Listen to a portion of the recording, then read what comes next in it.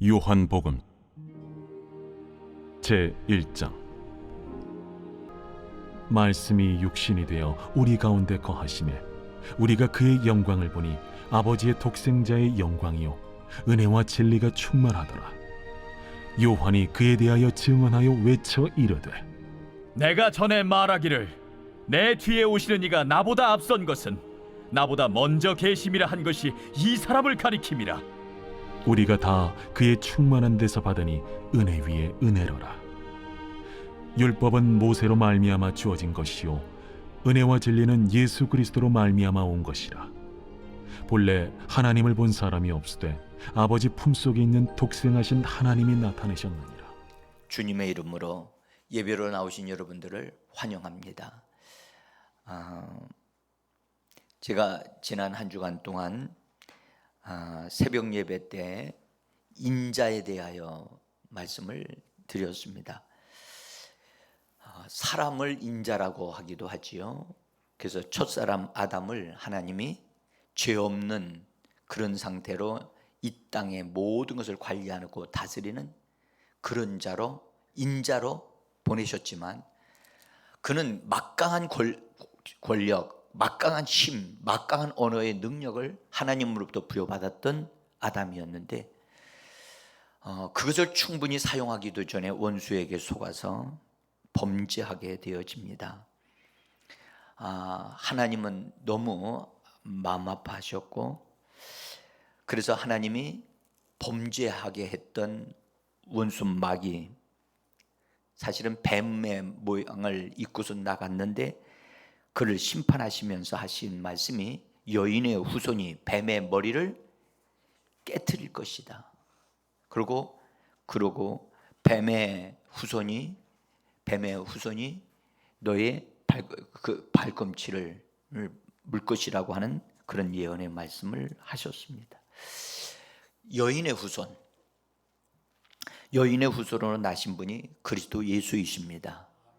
예수님이 여인의 후손으로 나셨는데, 일단 우리가 여인의 후손이라고 하는 말에서 남자의 후손이 아니라 여자의 후손이라는 사실을 강조하고 있습니다. 그걸 과학적으로 말하면 그 염색체가 XY가 있는데 남자의 후손들은 XY로 다 구성이 되어져 있어요. 그런데 예수님은 남성의 것이 하나도 없는 상태로 그의 몸이 구성되어졌다는 것을 과학적으로 보면 그렇게 말씀을 드릴 수가 있을 것입니다. 그런데 여인의 후손이라고 하는 말씀에서 여러분들, 여인은 누구를 말하는 것일까요? 이렇게 질문을 하면 사람들은 금방 여인은 처녀 마리아를 말하는 것입니다 라고 말하실 겁니다. 예, 일부는 맞습니다. 그러나 정확한 답은 아닙니다. 자, 여인은 처녀 마리아이기도 하지만, 여러분들, 처녀 마리아가 예수 그리스도를 낳을 수 있게 했던 것이 무엇이었는가? 하나님의 은혜였다는 것을 성경 말씀을 합니다. 이 부분이 매우 중요한데, 천사 가브리엘이 약혼한 마리아에게 나타나서 하나님이 주신 메시지를 전합니다. 누가복음 1장 28절에서 이렇게 말씀합니다. 우리 한번 같이 읽어보겠습니다. 은혜를 받은 자여 편안할지어다, 주께서 너와 함께 하시도다. 지금 아직 이 처녀는 아직 잉태하지 않았습니다. 그런데 천사가 와서 그를 만나면서 이런 인사를 합니다. 은혜를 받은 자여 편안할지어다. 그리고 주께서 너와 함께 하신다. 여러분들, 은혜를 받은 자요. 그 다음에 30절에서 또 다시 이렇게 말씀합니다. 마리아여 무서워하지 마라, 네가 하나님께 은혜를 입었느니라. 여러분들, 은혜는 사람으로서 옷 입듯이 입을 수 있는 그 무엇이에요? 은혜라고 하는 카리스라고 하는 이 단어는요, 사람이 받아서 자기의 것으로 삼을 수 있는 하나님에게 속한 신령한 어떤 것, 하나님에게 속한 어떤 것인데, 여러분들 하나님에게 속한 것, 하나님에게 속한 것은 여러분들 참 거룩하고 신성하고 영광스러운 것이잖아요. 그런데 그것을 사람이 그것을 받아들여서 그것을 사람의 것으로, 자기 것으로 삼을 수 있는 어떤 것이라고 하는 것은 굉장히 놀라운 거지요. 신비로운 것이지요. 그래서 이 은혜라고 하는 이것은 그래서 하나님의 은혜다, 그렇게 표현을 해요. 하나님과 연결돼요. 하나님의 은혜. 우리 한번 말해볼까요? 하나님의 은혜. 여러분, 이 말은 굉장히 참 중요한 좋은 말이고요. 본래 이 은혜라고 하는 말은 친절이라고 하는 뜻을 가지고 있기도 하고요, 호의, 그 다음에 즐거움이라고 하는 단어도 뜻을 가지고 있기도 합니다. 즐겁다. 그래서 여러분, 은혜 받으면 마음이 어때요? 즐겁고 기쁩니다. 예? 그리고 은혜를 받게 되어지면 마음이 친절하게 되어집니다. 사나워지지 않습니다. 친절해집니다. 참 신기해요. 이 은혜라고 하는 건 하나님이 주시는 것인데, 이 은혜를 받게 되어지면 사람이 변하는 거예요. 전에는 정말 사람 이렇게 만나면 말조차도 사나워 가지고 만나기도 싫은 사람이었는데, 어느 날 갑자기 나타났는데 사람이 싹 달라진 거예요. 친절하고 아주 그다음에 얼굴이 막 즐겁고 기쁘고 사람이 변화된 모습. 그것은 왜 그러냐? 그가 하나님을 만났기 때문에 하나님의 그에게 은혜를 베풀어 주셔서, 은혜를 베풀어 주시니까 그가 놀랍게도 변화된 사람이 된 거예요. 그래서 사람이 소유할 수 있는 것, 하나님의 것임에도 불구하고 사람이 얻어 누릴 수 있는 것, 이건 사람의 이성우 속으로는 이해가 안 되는 거예요. 근데 이 지금 처녀에게 오셔서 뭐라고 말씀하시죠? 은혜를 받을 자여라고 하지 아니하고 받은 자여라고 말씀하고 있어요. 여러분들 오늘날 우리에게도 여러분들 이런 동일한 말씀을 하고 계심을 믿으시기를 바랍니다. 여러분들 이 시대를 가리켜 성경 말하죠. 지금은 은혜의 시대라고 말씀하죠. 구원의 날이로다라고 말씀하고 계십니다. 그래서 이 시대는 은혜가 풍성하게 임하는 그런 시대입니다. 그래서 교회 시대를 가리켜 은혜의 시대라고 하잖아요. 그래서 지금은 은혜 받을 만한 때인 줄 믿습니다. 이 은혜가 얼마나 하나님은 풍성하고 넘치는지요. 예? 하나님의 은혜가 임할 때 그 은혜를 받아들이기만 하면 그 사람에게 구원이 이루어지게 하고, 또 은혜가 임하기만 하면 무엇이든지 가능하게 돼요. 무엇이든지 가능하게 된다니까요. 하나님의 은혜가 나에게 딱 임한다, 그걸 임하는 걸 느낄 때 그것을 받아들이게 되어지면 그것을 통해서 그 사람은 무엇이든지 가능한 어떤 것이든지 다 이루어낼 수 있는 놀라운 일이 일어납니다. 이 은혜가 하나님 수준이라는 것을 꼭 기억하셔야 돼요. 그래서 엄청나게 귀한 것, 정말 이 귀한 것, 여러분들 은혜가 너무 풍성하다 보니까 오늘날 교회에서는 이 귀한 은혜를 귀하게 여기질 않는 그런 현상도 일어나고 있어요. 여러분들 우리가요 정말 우리가 노력해서 막 받는 것이라면 우리가 노력을 해야 되겠지만, 이 은혜는 값없이 준다는 뜻을 가지고 있어요. 값없이 주는 거예요. 하나님이 우리에게 뭔가를 요구하지 않아요. 요구하지 않는데도 하나님이 값없이 주시는 거예요. 우리 한번 말해보세요. 값없이 주신다. 예, 값없이 주시는 거예요. 그래서 이 은혜를 받게 되어지면 이 은혜가 우리를 변화시키는, 이 은혜가 우리를 뭔가를 새롭게 합니다. 보십시오. 디도서 2장 11절에 보면 이렇게 말씀합니다. 함께 읽어보겠습니다. 모든 사람에게 구원을 주시는 하나님의 은혜가 나타나 우리를 양육하시되 신중함과 의로움과 경건함으로 살게 하시고. 사랑하는 성도 여러분, 여기 보면 모든 사람에게 구원을 주시는 하나님의 은혜다. 여러분들 정말 하나님의 은혜는 모든 사람에게도, 심지어 죄인에게도, 심지어 살인자에게도, 하나님은 모든 자에게 은혜를 베푸시는 주님이십니다.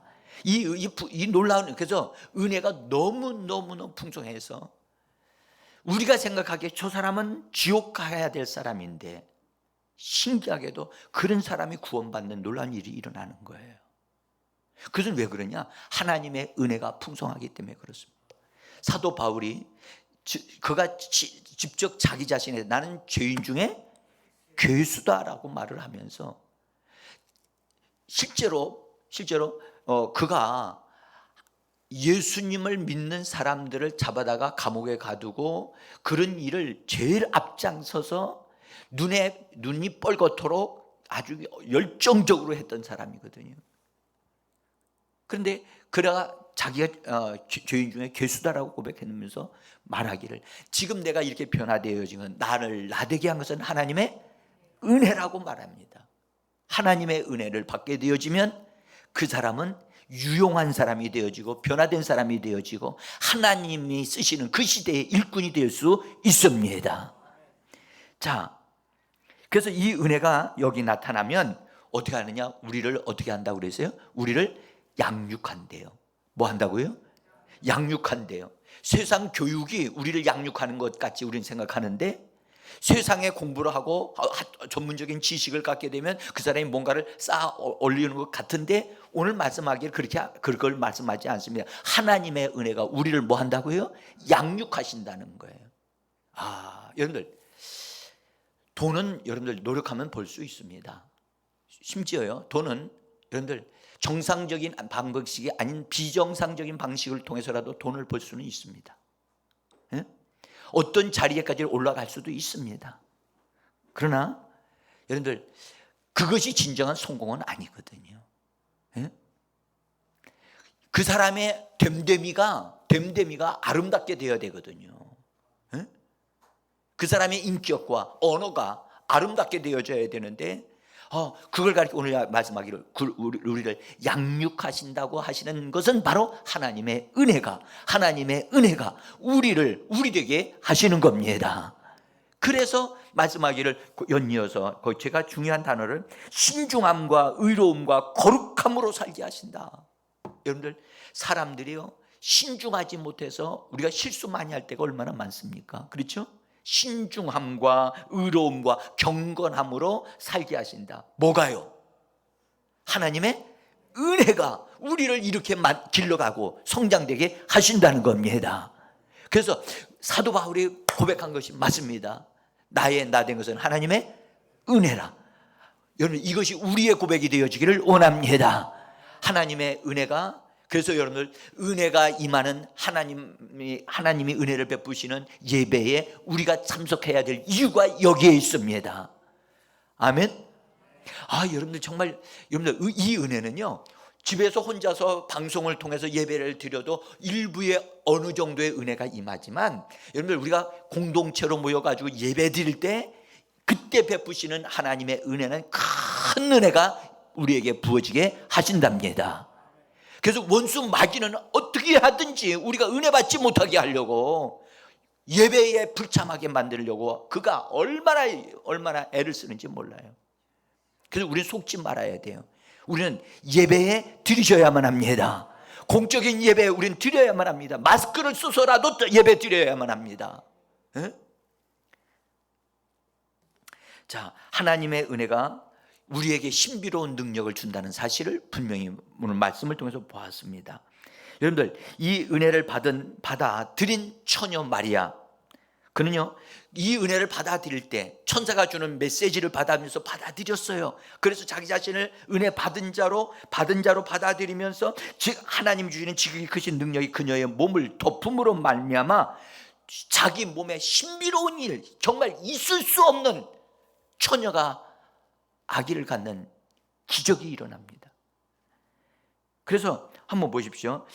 은혜를 받아들였기 때문에, 은혜를 덧입은 자가 되어주기 때문에 이 역사가 일어났는데, 누가복음 1장 35절에서 같이 한번 읽어봅니다. 천사가 대답하여 이르되 성령이 내게 임하시고 지극히 높으신 이의 능력이 너를 덮으시리니 이러므로 나실 바 거룩한 이는 하나님의 아들이라 일컬어지리라. 아멘. 여러분들 보세요. 성령이 너에게 임하시고, 자, 은혜 받은 자에게 뭐가 오신다고요? 성령이 오신다는 거예요. 할렐루야. 그러니까 은혜를 받은 것으로 끝나시면 안 됩니다. 거기에 성령께서 임하실 뿐만 아니라 그 다음에 지극히 크신 능력이 너를 덮으신다는 거예요. 지극히 크신 하나님의 능력이 우리를 덮으시기를 원합니다. 사랑하는 성도 여러분, 우리는 많은 사람들이 성령 충만을 말로 하지만 성령 충만은 거기에 머물러서는 안 돼요. 지극히 크신 능력이 그 사람을 덮으시도록 자기 자신을 내어드려야 돼요. 따라합시다. 내어드려라. 여러분들, 우리는요 지키려고 해요. 근데 우리는 하나님 앞에 나오면서 너희 몸을 산 제물로 드리라. 우리에게 말씀하셨잖아요. 여러분들, 예배는 하나님 앞에 우리 자신의 몸을 산 제물로 내어드리는 거예요. 그래서 우리는 여러분 예배로 나와서 하나님 앞에 나 자신을 내어드립니다 하고 고백하고 선포해야만 합니다. 응? 자, 하나님의 은혜 가운데 말씀이 육신을 입고 태어나신 이 그리스도에 대해서 사도 요한은 5가지로 오늘 읽은 본문에 있는 말씀 속에서 5가지를 말합니다. 첫째로, 그분은 말씀이 육신을 입고 오셨다, 그렇게 말씀하셨고, 둘째는 우리 가운데 장막을 치셨다라고 말씀을 하셨어요. 이 장막을 쳤다는 말씀 속에서 딱 느낌이 뭐냐? 구약의 성막이 생각나게 하지요. 장막을 치셨다. 그렇게 이 말씀은 여러분들 육신을 입으심으로 하나님을 인성 안으로 이끌어 오셨다는 뜻이에요. 하나님을 모시고 오신 예수. 할렐루야. 육신을 입지 않으셨다면 하나님을 이 땅에 모시고 오실 수가 없었어요. 그래서 예수님은 이 땅에 혼자 오신 게 아니에요. 하나님에 의해서 보내심을 받았지만 하나님 아버지와 함께 오신 분이세요. 근데 그렇게 하나님과 함께 오실 수 있었던 것은 그분이 육신을 입으셨고 이 인성을 가지심으로 하나님 아버지를 모시고 오실 수 있었던 거예요. 그래서 하나님을 사람에게로, 사람을 하나님에게로 연결시키는 그런 역할을 하신 분이 바로 예수인 줄 믿습니다. 여러분들, 우리가 예수님을 잘 알아야 되거든요. 그 다음에 세 번째로 말씀하기를, 예수님은 은혜와 진리가 충만하신 분이다. 은혜와 진리를 가지고 오신 분이시다. 이 말씀은 여러분들 믿는 자들에게 은혜와 진리를 공급하시는 분이라는 뜻이에요. 여러분들, 이 땅에 많은 사람들이 많은 것을 사람들에게 유익을 위해서 줄 수는 있어도 은혜를 줄 수는 없어요. 이 은혜는 하나님의 은혜인 줄 믿습니다. 예수님이 육신을 입으심으로 가지고 오신 것이 있었는데 그것이 바로 은혜와 진리를 가지고 오신 거예요. 자, 그 다음에 네 번째로 이 사도 요한이 말하기를, 우리가 그분을 보았는데 라고 말하면서 변화산에서 변화되신 것을 보았을 때 아버지께로부터 온 독생자의 영광으로 가득한 분이었다. 변화산에서 예수님이 변화될 때 얼굴에 광채가 넘쳐났다는 사실을 사도 요한이 이렇게 증거하고 있습니다. 그래서 독생자 예수는 영광으로 충만하신 분이십니다. 그 다음에 5번째로, 우리가 그분의 충만한 데서 모든 걸 받는데 은혜 위에 은혜를 받는다고 말씀하고 있어요. 우리 한번 말해봐. 은혜 위에 은혜라. 그래서 우리는 여러분들 곱배기 은혜를 받는 거예요. 예? 곱배기 은혜인데 이 보통 곱배기 은혜가 아니라요. 예? 하나 앞에 있는 은혜는 하나님의 은혜예요. 뒤에 있는 은혜는 예수 그리스도로 말미암아 주어지는 은혜예요. 여러분들, 똑같이 어떤 일은 똑같은 거로 생각합니다. 아닙니다. 차이가 많습니다. 하나는 아버지 하나님의 은혜이고 다른 하나는 아들이신 그리스도를 통해서 우리에게 주시는 은혜인 거예요. 여러분들, 이 은혜가 그래서 은혜 위에 은혜예요. 할렐루야. 여러분들, 오늘 우리가 성찬에 참여합니다. 성찬에 참여하는 것은 하나님의 아들이신 그리스도를 통해서 우리에게 베푸시는 은혜인 줄 믿습니다. 아들의 살과 예수님의 베풀어 주시는 잔을 받아 마심으로 우리는 예수님에게 속한 바 된 것을 얻어 누리게 되어지는 거기 때문에 아들이신 그리스도를 통해서 공급되어지는 은혜를 얻어 누리는 거예요.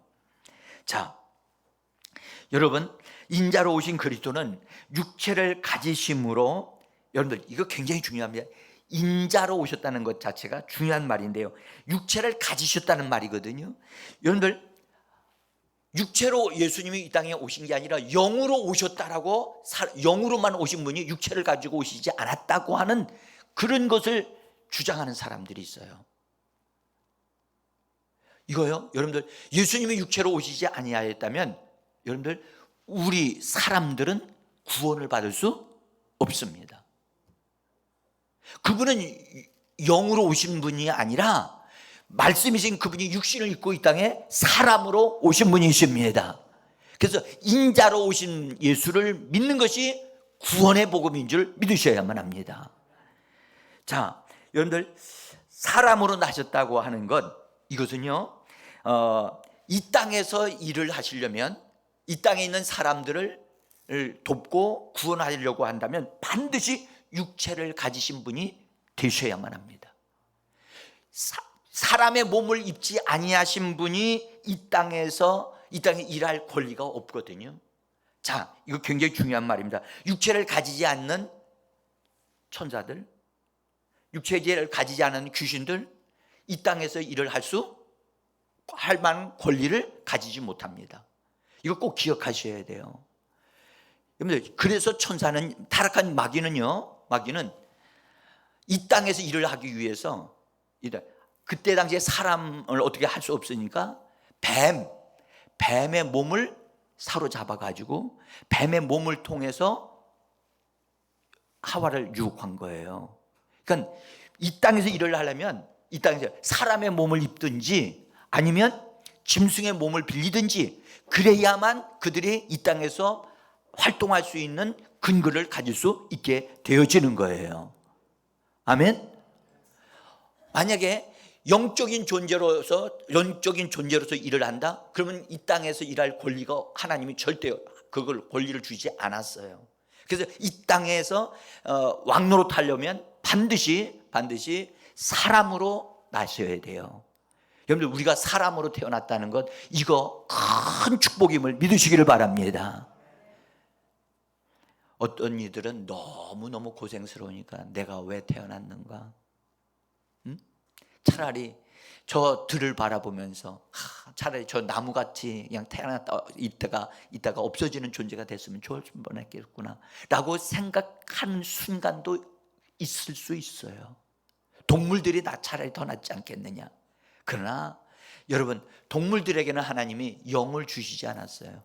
그러나 사람만이 우리에게 하나님이 영을 불어 넣어 주셨습니다. 그래서 사람으로 났다는 것 자체가 얼마나 큰 은혜인지 몰라요. 비록 죄를 범하고 실수하지만 여러분들, 그래도 우리가 죄사함을 받을 수 있는 것은 육체를 가지고 있을 때만 가능한 줄 믿습니다. 자, 예수님이 이 땅에 오신 것은 여러분들 비정상적인 방법으로 이 땅에 오신 게 아니라 정상적인 사람의 몸을 입는 과정을 거쳐서 이 땅에 태어나신 분이십니다. 그러나 마귀가 이 땅에 들어온 것은, 여러분들, 에덴 동산에 마귀가 들어온 방법이 비정상적으로 들어왔다는 걸 아시죠? 그는 담 넘어 들어왔거든요. 뱀을 통해서 들어왔거든요. 그리고 하나님이 그에게 에덴 동산에서 살도록 허락하신 적이 없거든요. 그래서 주님은 말씀하기를 도적이요 강도라고 말씀하신 거예요. 따라합시다. 도적이고 강도다. 담을 넘어 들어왔기 때문에 그런 거예요.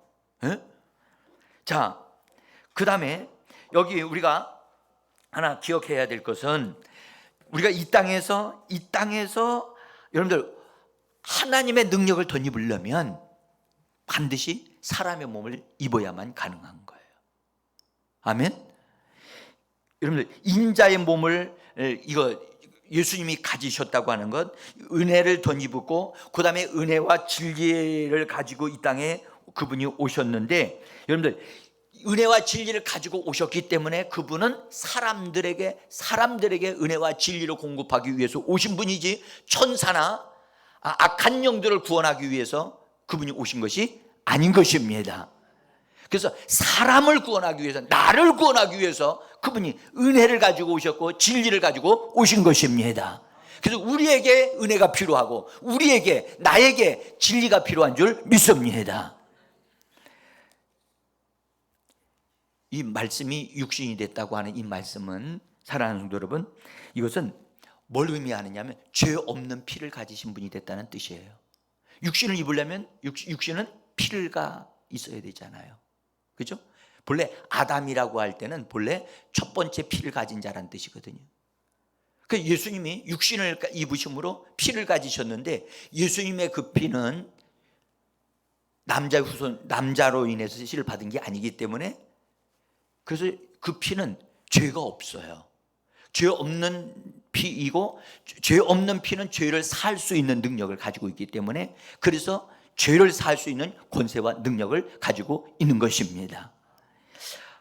그래서 예수님이 죄 사하는 권세를 가지셨다고 그러셨잖아요. 여러분들, 예수님은 우리에게도 우리의 죄를 사하여 주셨을 뿐만 아니라 예수님이 성령을 부어 주시면서 이렇게 말씀하셨어요. 너희가 누구의 죄든지 사하면 사하여질 것이고, 누구의 죄든지 그대로 두면 그대로 있을 것이라고 말씀하셨어요. 그래서 보세요. 사람 몸을 가진 자에게 죄를 사하는 권세를 주신 분이 하나님이심을 믿으시기를 바랍니다. 자,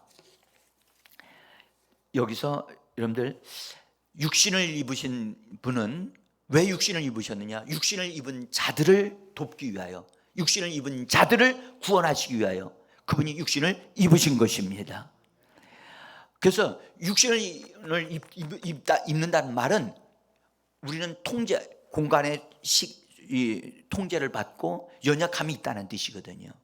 그래서 육신의 연약함이나 육신의 질병이나 우리 육신을 가짐으로 인하여 부족함이 있거든요. 이런 것, 또 상처를 받을 수 있잖아요. 마음의 상처 받을 수 있거든요. 이런 부분들을 우리 주님이 우리를 치료하시기 위하여 그분이 육신을 입고 이 땅에 오신 분이 되신 겁니다. 그래서 여러분들, 예수님이 이 땅에 사람의 몸을 입고 오심으로 진정한 치유자로 오신 분임을 믿으셔야만 합니다. 그래서 예수님은 이 땅에 오셔서 일을 하실 때 치유하시는 일을, 그분은 어느 장소에든지 치유하시는 일을 계속해 나가셨거든요. 오늘날 교회가 예수와 함께 하나 되어졌다면 교회를 통해서도 치료받는 역사, 치료하는 역사가 일어나야 할 줄 믿습니다.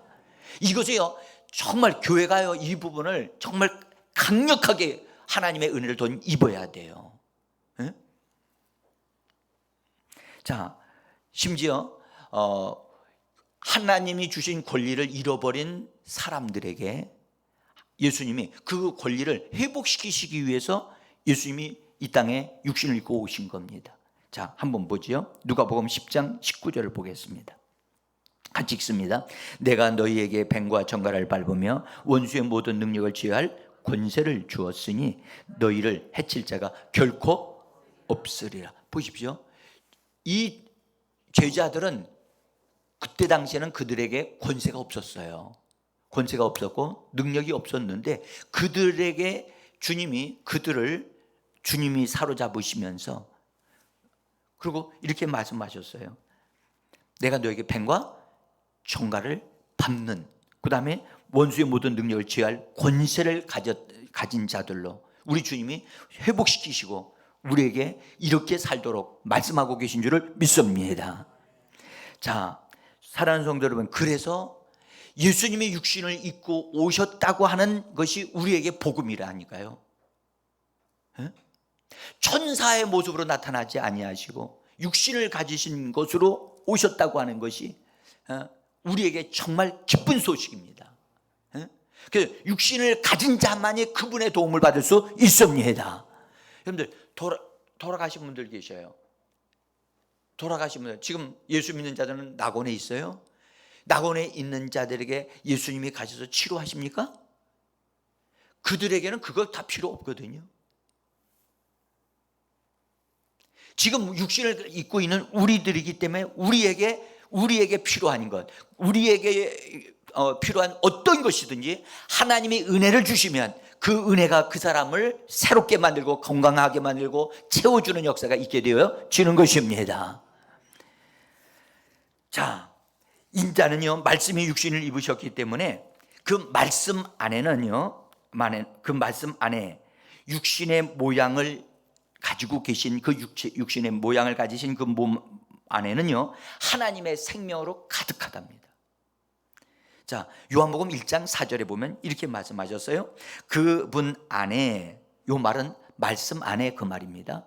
앞에서 말씀이라고 강조하셨는데, 말씀, 그분 안에 생명이 있었으니 이 생명은 사람들의 빛이라고 말씀하셨어요. 다시 말했어요. 요 말씀을 그분 안에라고 할 때 그분은 앞에 구절에서 보면 뭐로 되어 있냐? 말씀이신 하나님이라고 하시면서 말씀을 말씀하는 거거든요. 말씀 안에는 뭐가 있다고 말씀하시죠? 생명이 있고 그 생명은 사람들에게 빛이 된다고 말씀을 하신 거예요. 자, 그 다음에 골로새서 2장 9절을 한번 보겠습니다. 같이 읽어봅니다. 그 안에는 너희도 그 안에서 충만하여 졌으니, 여기 보면 그 안에는 신성의 모든 충만이 육체로 거하시고, 육체 안에 거하시는데 뭐가 거하시냐면 신성의 모든 충만, 하나님의 생명의 충만함이 거기에 가득하다는 거예요. 여러분, 좀 이런 말씀은 좀 조금 딱딱할지는 모르겠어요. 그러나 예수님에 관한 말씀이기 때문에 우리가 좀 더 자세히 알 필요가 있습니다. 예수님이 말씀이 육신으로 조성되어지시면서 겉으로 볼 때는 이 육신 때문에 그분 안에 있는, 그 몸 안에 있는 그 신성한 모든 것이 다 가리워져 있는 거예요. 이 가려져 있는 것이 우리에게 드러나게 되어지고 우리에게 공급되어지고 우리가 얻어 누릴 수 있는 것이 되어지려면 어떻게 해야 되는 거죠? 그분 안에 있는 몸 안에 있었으니까 몸이 깨지면 되는 거예요. 몸이 깨지면 그분 안에 있는 것을 우리가 볼 수 있고 얻을 수 있고 그 우리 것이 되게 할 수 있어요. 자, 제가요 여러분들에게 멋진 그림을 하나 보여드리겠습니다. 자, 이게 뭐죠?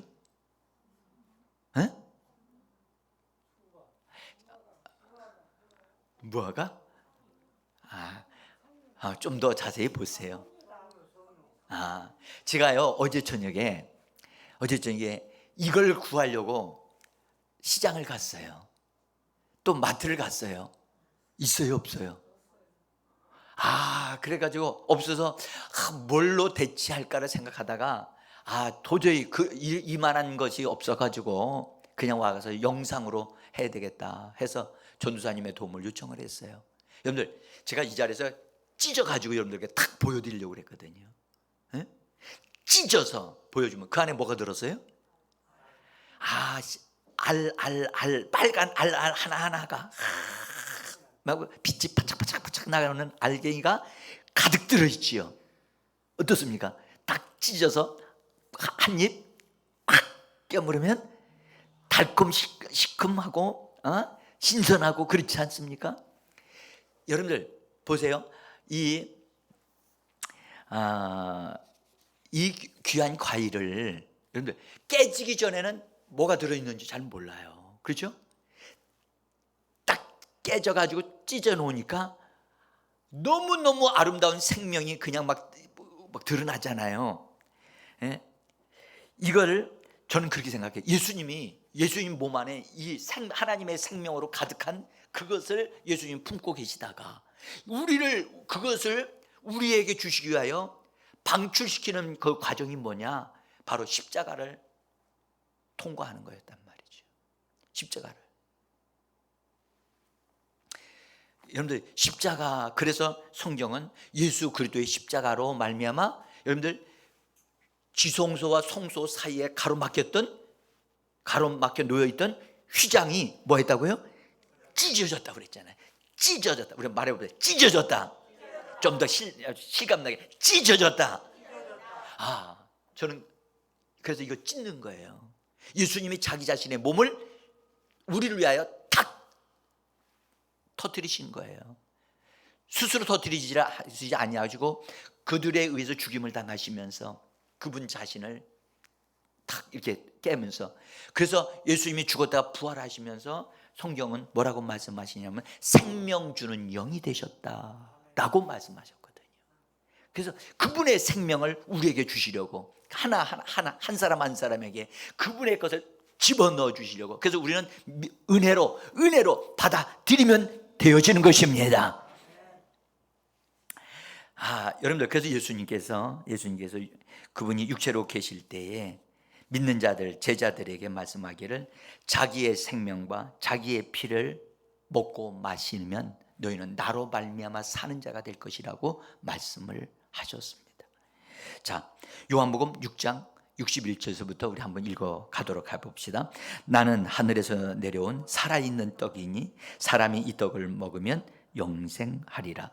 내가 줄 떡은 곧 세상의 생명을 위한 내 살이니라. 계속해서 내 살을 먹고 내 피를 마시는 자는 영생을 가졌고 마지막 날에는 내가 그를 다시 살리리라. 내 살은 참된 양식이요 내 피는 참된 음료로다. 계속해서 내 살을 먹고 내 피를 마시는 자는 내 안에 거하고 나도 그의 안에 거하나니 살아계신 아버지께서 나를 보내심에 내가 아버지로 말미암아 사는 것 같이 나를 먹는 그 사람도 나로 말미암아. 여러분들 정말 이때 당시에 이 말씀을 그 제자들이 이해를 했다고는 저는 보지 않습니다. 어떻게 이런 말씀을 이해를 할 수 있었겠습니까? 그래서 어쨌든 이 말씀을 주님이 너희가 나를 먹으면 나를 먹는 그 사람은 나로 말미암아 살게 될 것이다 하시면서, 여러분들 예수 믿는 사람은 세상 사람들은 떡으로만 사는 자이지만 예수 믿는 사람은 하나님의 말씀으로 예수 그리스도를 통해서 주시는 은혜로 말미암아 먹고 마시는 자들입니다. 할렐루야. 사랑하는 성도 여러분, 먹고 마시는 그것은 그 사람을 그렇게 만들어 갑니다. 먹는 것이 그 사람을 만들어 갑니다. 우리는 하나님의 말씀을 먹습니다. 그래서 주님이 주시는 떡과 잔을 받아 마심으로 예수의 것이 우리 안에 들어와서 예수님과 우리가 연합하여 하나 되어져 가는 것입니다. 여러분들, 이것은 지금 보기에는 우리가 눈에 보이지 않는 것 같이 보이지만 주님 영광 앞에 서는 그날이 되어지면 우리가 깜짝 놀랄 겁니다. 영광의 몸을, 내가 이런 몸을 입었던가 하고 놀라실 겁니다.